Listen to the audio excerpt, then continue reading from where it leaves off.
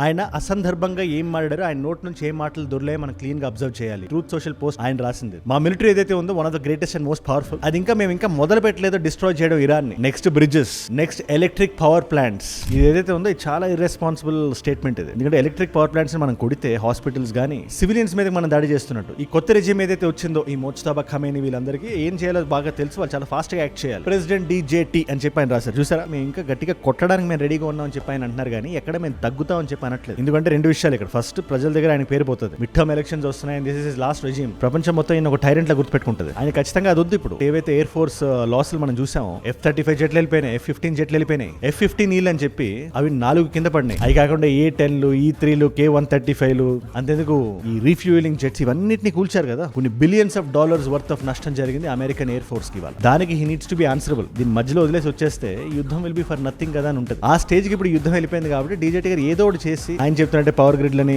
బ్రిడ్జ్ని cool చేసి మామా అనిపించేసుకొని వెనక్కి వచ్చారు. ఇప్పుడు ఆయన అది చేసే ప్రయత్నంలోనే ఉన్నారు. కింద కనబడే సబ్స్క్రైబ్ బటన్ నొక్కి పెట్టేసుకోండి. డన్ స్వామి.